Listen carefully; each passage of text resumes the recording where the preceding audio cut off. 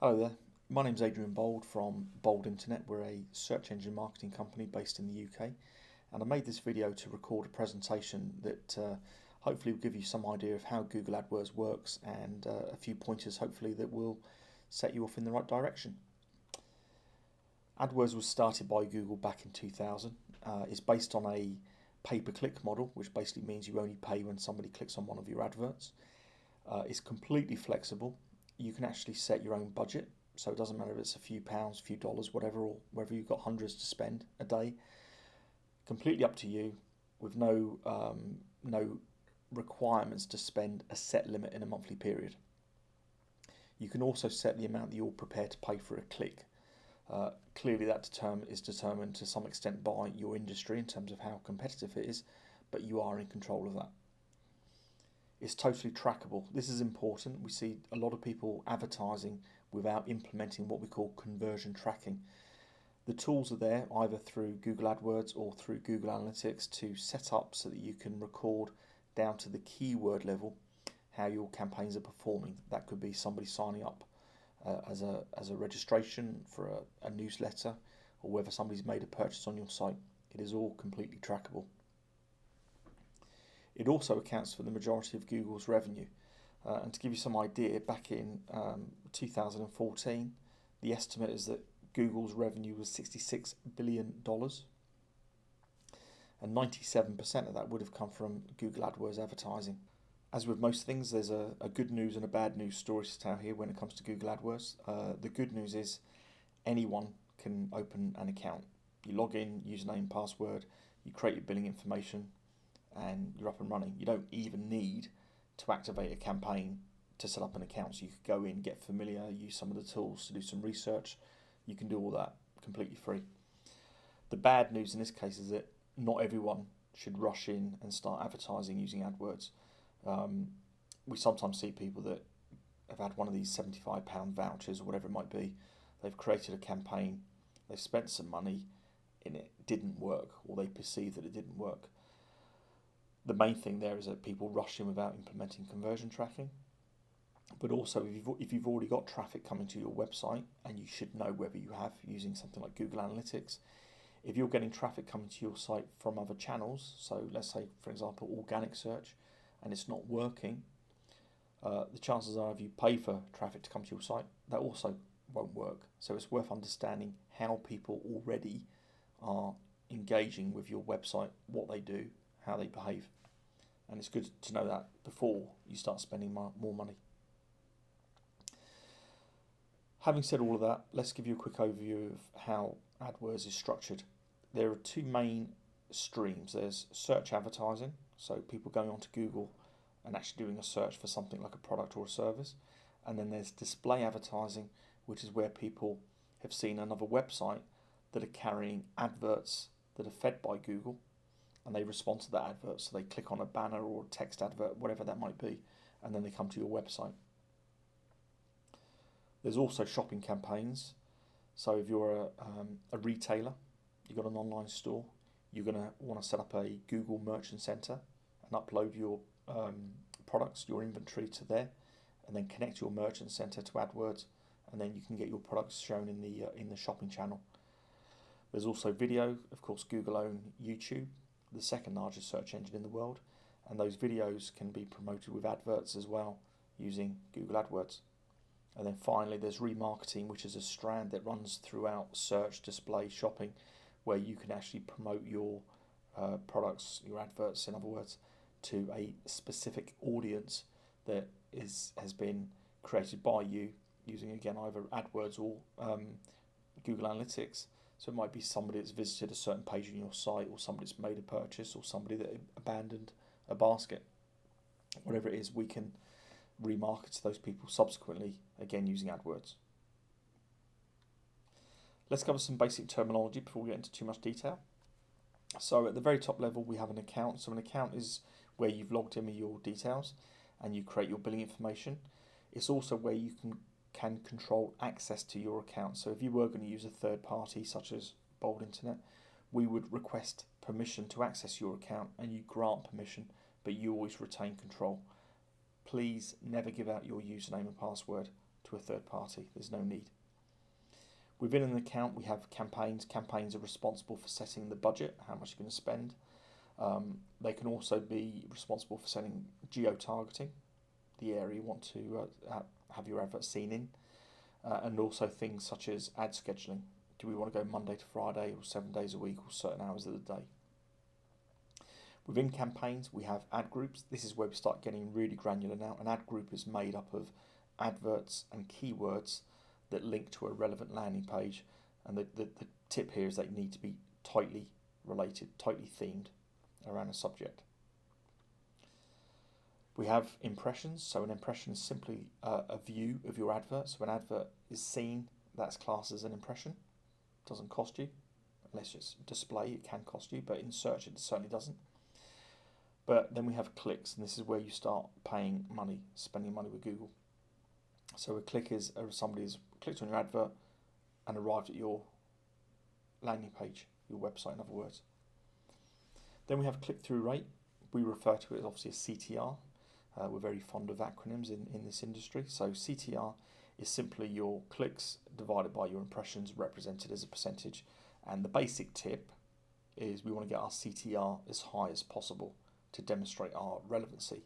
Of course, there's no point in having a high CTR if you're not converting, but that is one of the measurements that we tend to go for. We then have our cost per click, or CPC.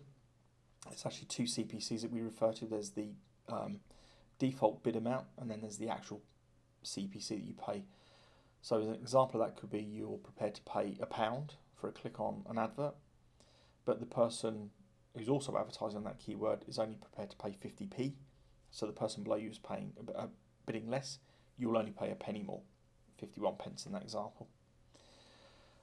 Conversions, really, really important that you don't start advertising without creating conversion tracking. But basically it's reflected as a number of times that a successful transaction has occurred, whether that's a purchase or a registration or signing up as a lead on your website.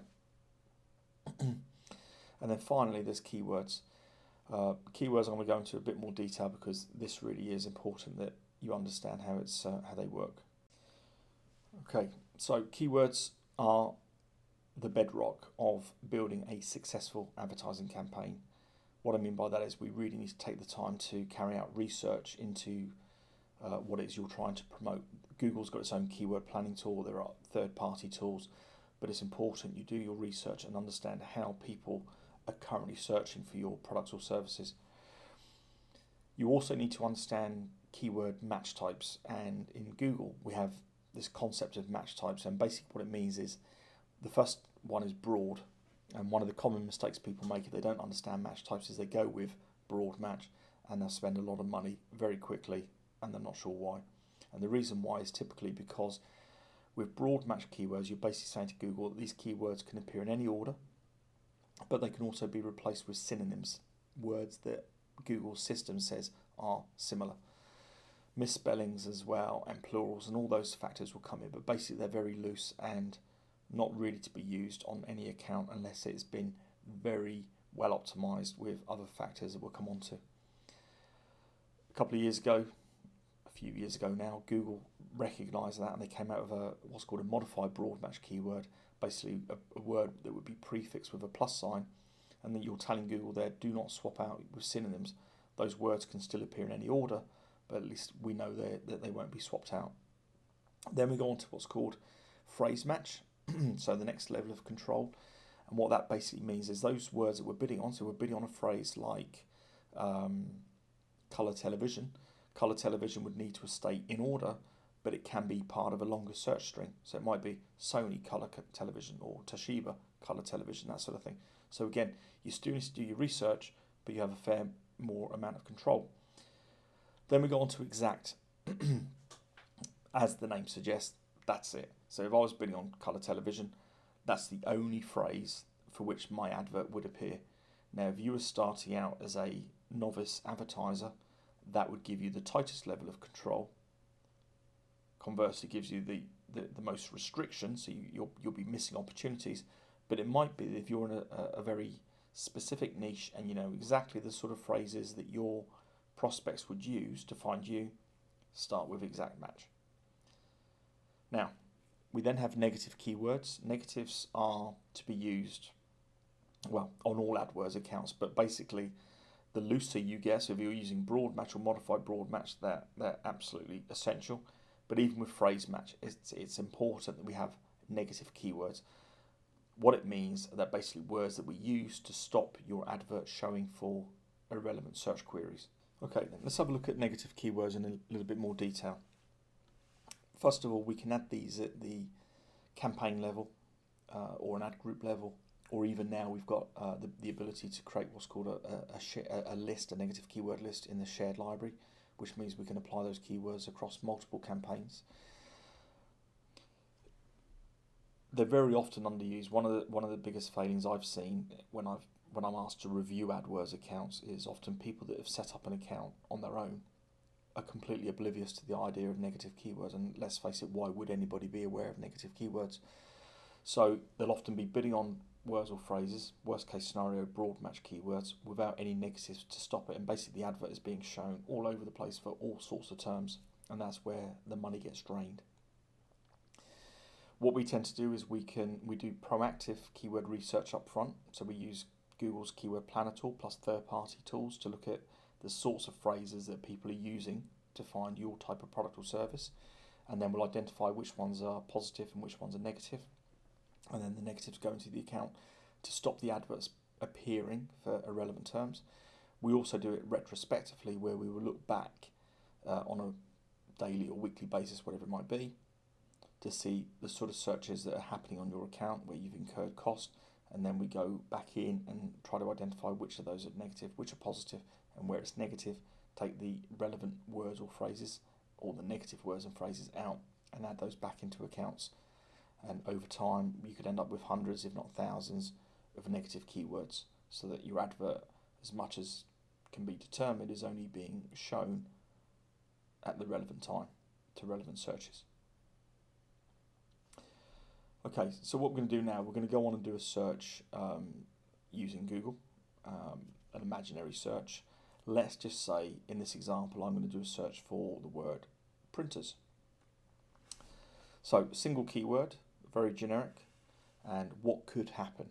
So, in this example, somebody has searched for the word printers. As you'll see there, this was done in November 2015. And you can see at the top of the screen there are 3 ads. So we've got the printed.com advert, and then we've got the advert from HP, and then we've got somebody else doing reviews. So we've got somebody that's offering printing services.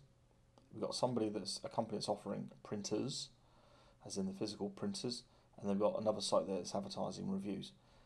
I don't know if these accounts are working really well, but what I do know is I very rarely see AdWords accounts working well where you are bidding on a single keyword. You'd have to be in a really, really niche sector for that to happen. Either that or you've got a lot of money to spend. We can obviously see where we've got, over on the right hand side, you've got pictures of printers. They are being fed by Google shopping campaigns. And then we've got the organic listings and some local sites further on down. So there's an example from of AdWords ads based on a single keyword. Now, just to give you some context around this particular example, and of course, be careful what you bid on. To give some example, this is the Keyword Planner tool. So anybody that's got an AdWords account has access to this under the Tools menu. But here we've looked at the word printers, and we can see that just in the UK, it is estimated that there are 33,100 average monthly searches for that word, the word printers. Now, although I've skipped over it, the competition you can see there is high, and I think the estimated cost per click on this example was 77 pence. So if you are bidding on the single keyword printers and you haven't done the negative keyword research, etc., etc., your costs could soon mount up. So what I would do is I would go a bit further, and if we were trying to understand the scenario, and in this scenario, let's say we're representing a printing company based in Hampshire, one of the searches I might do is to look for Hampshire printers. So we've just had a bit of location reference there. Now here, over on the right hand side, you'll see it's suggesting that we add all 313. 313 what? Well, these are all different keywords or phrases that Google is suggesting that are relevant to the phrase Hampshire printers. And here's some examples. Printers Southampton or printers in Southampton. Hampshire printing services, you can see. Now, clearly the average monthly searches goes down dramatically for those phrases, and the cost per clicks go up because we're getting more relevant. But if you were a printing company based in Hampshire, this is the sort of level of detail you would need to go to make it work for you. Okay, so we've covered very quickly search advertising. Now I want to just give you an overview of display advertising. So again, as a recap, this is where people have opted into Google's AdSense program, so they do a revenue share with Google so that they can display adverts on their websites. So in the same way that we have a keyword planner tool within the AdWords account area, you've also got the display planner tool. Now in this example, let's say we're representing a company that sells wedding stationery.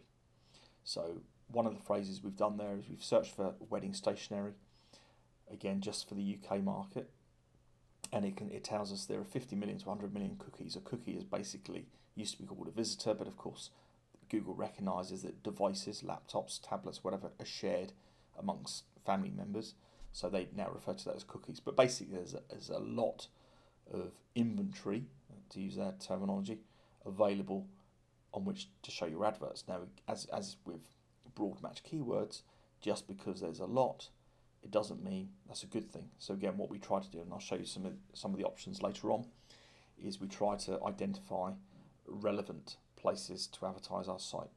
So in this example, one that stood out to me, there's a site there called You and Your Wedding with 50 to 100,000 cookies per week. So they're getting a lot of visitors and they seem relevant to the subject matter. So in this instance, we might even go and have a look at the website. And you'll also see here under the individual targeting options that site there, it shows you the relevance of it, and it also shows you other examples. And again, if you're spending money on advertising, you may well want to go and visit those sites to think, is it relevant to you and your sector? Is this somewhere where you'd want your brand represented? So we've already covered that 274 sites. Basically, there's a lot out there. Now, this is the example I was talking about just now with You and Your Wedding, and specifically a page that's dedicated to wedding planning and stationery. Now here we've got an advert for United Airlines. Chances are that's maybe I'm being remarketed to, I don't know, but there was an advert there for United Airlines, but that could equally be an advert for somebody that's selling a wedding stationery business, or not selling the business, but selling the service of supplying wedding stationery, and that could be an advert appearing on this page from a site that is relevant and is receiving a lot of visits. So there's quite a lot of scope there, but also needs quite a lot of research to get set up correctly in the first place. So when it comes to display advertising, the equivalent with search advertising is when we talked about keyword match types in terms of getting tighter control. With display, what we have here are a number of options for our targeting, and there's lots of options basically. So we've got here, we can advertise just on keywords, so that's where we're trying to find keywords on a page, and that would tell Google that in theory our advert is relevant to be displayed on that page. Or there's placements, as in the previous example, so we can just target individual websites or even individual pages within a website. Then there's topics. I don't know if there's a topic around weddings. I'd be amazed if there isn't, but there are hundreds of different topics that we can target our adverts to. Interest and remarketing. So interest groups are people that have expressed an interest in that subject matter. Remarketing, we've already touched upon, are audiences of data that we've gathered through either the AdWords tag or through Google Analytics. And then there's demographics, so male, female, different age ranges, that type of thing. And all of those can be used in isolation, or better still, they can be layered. So you can get a very tight level of control over the type of audience that you would like to see your advert to. Okay, I just want to wrap up this presentation now by leaving you with just a few tips so that if you do go away and decide to build your own Google AdWords campaigns, at least hopefully these tips will set you on the right course. I must stress there are numerous resources out there. Google's got a very good help section, so this is just a few basic pointers if nothing else. First of all, already mentioned it, make sure you use conversion tracking. Please do not spend money advertising if you haven't implemented some form of conversion tracking that will let you at least see where your money's being spent, hopefully successfully, and you can see which keywords are generating more business for you and which are just draining your budget.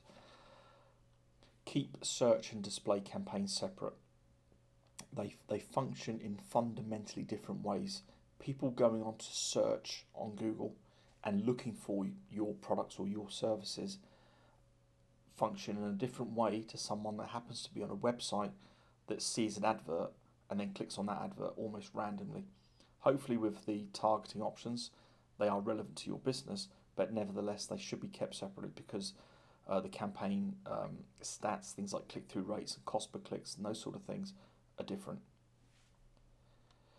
Make sure that you direct visitors to the most relevant part of your website. So particularly with search, we talk about creating ad groups with tightly themed adverts and keywords. They have got to work hand in glove with your landing page. There's no point sending all of your traffic to your homepage and hoping people will search your site. They won't. So take people to the most relevant part. And then finally, we've already touched upon keywords. I've done another video in the past where I go into match types, Google AdWords match types in more detail, but if you don't understand AdWords match types, please don't start advertising. And if you haven't carried out your keyword research, you're likely to fail because your chances are you're going to be bidding on a handful of keywords that pop into your head, and they may be relevant to your business, but they may not be tightly relevant enough to make it work for you. I gave the example earlier about the keyword printers.